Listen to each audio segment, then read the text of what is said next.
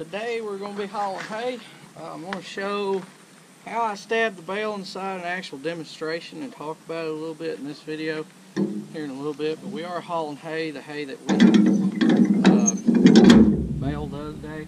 While I got a second here, I'm not going to do a whole lot of talking in this video like I do sometimes. I'm just going to film. I don't know if I'll put music on this one or not, but we are hauling that hay. I got several different fields I got to go to. Right now I'm in the International with the 40-foot trailer, but this is probably going to be the last load I do today with it.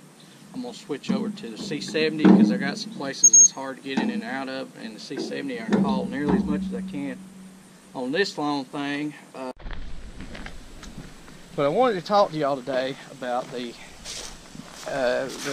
Moultrie Ag Expo in South Georgia, or there needs to be a deer in there. The expo in South Georgia. Now I'm going to be going to next Wednesday. It's on this, I believe it's the 17th. We will be there and be walking around everywhere. If you see me, like I said, just say hey. I won't bite. Be respectful though. I will be with my wife.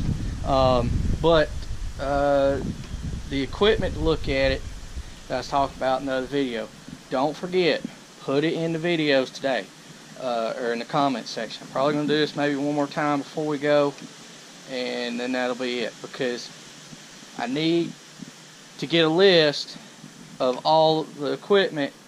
I don't know if it, well, may not do this again, so make sure you get it in the video in the comment today, or before, probably, before Tuesday night.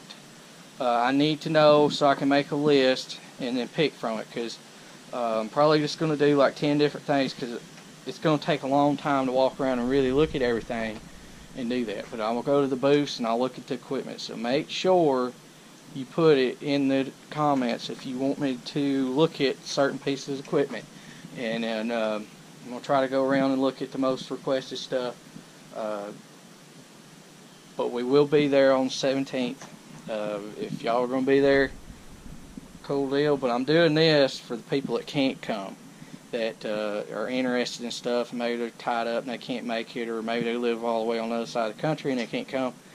I'm trying to do this so that way y'all can still see what y'all want to see at the show, or try to get as much of it in as I can. So make sure that you put it in the comments for me. We're going to get started with this thing and unloading hay.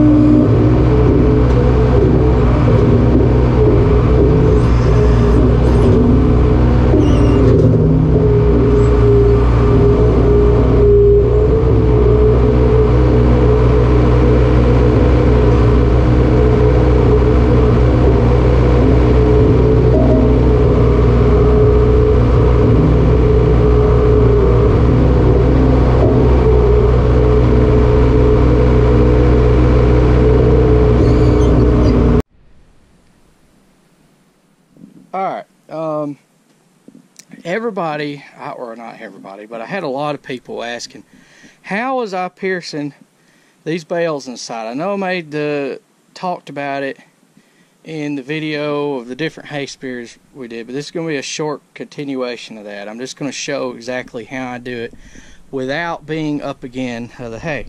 Now, if you got a bigger spear, about the only way you're going to be able to do it is you've got to have a haystack behind you to push up against, which on some of them, our spears, I'll dump the hay in front of this and then jab it in it and then set it up there and pull it out. But the way I do it without pushing up against anything, first and foremost, small spear, as y'all can see, little skinny thing. The next thing is, if you look, I got the thorn tilted down just a hair. I'm going to pierce this bale right in the side, and I'm going to gently push down a little bit on the hydraulics. So all I'm going to do as it's going in, after I hit the bale and it starts to go in, and I'll notice it kick up a little bit or something, I'll slowly just put a little bit of down pressure and it'll slide right in. Most of the time it won't go all the way in, it'll go to about here, and that's good enough. But that's what I'm going to demonstrate me doing right here, so that way people can get an actual visual of what I'm actually doing as I'm stabbing the bale and setting it up there on top of those. And just as a reference, these are not loose bales. They're not so loose I can run my hand through them. That's how I'm doing it. They're tight. But let's set this thing up and show y'all how to do this.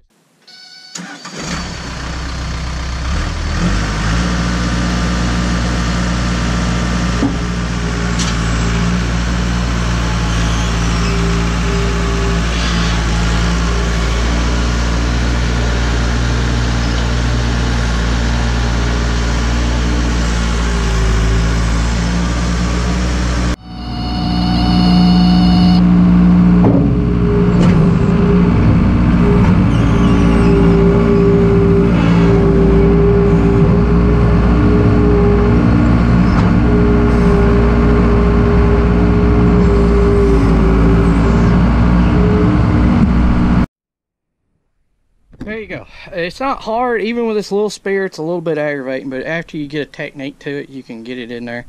I've not broken any doing that, or been any. Generally when I break them, it's from toting them in and out or something, or getting real bouncy. The main thing that breaks these little ones, or these spears, is if this gets loose, you got to keep it tight, and it gets loose in that collar, it'll start floating around, and then that'll break them. But if they're tight, they don't. To pull it out, I tilt the spear. As I got it down, I'll kind of tilt it back either to level, or I put it at an arch coming back down, and then I kind of push down slightly as I back out, so that way it holds pressure downward on this bale as I ease the thorn out. And it'll generally come out. Every now and then it'll stick a little bit, but most of the time I've gotten pretty good at it. I can get them to slide right out.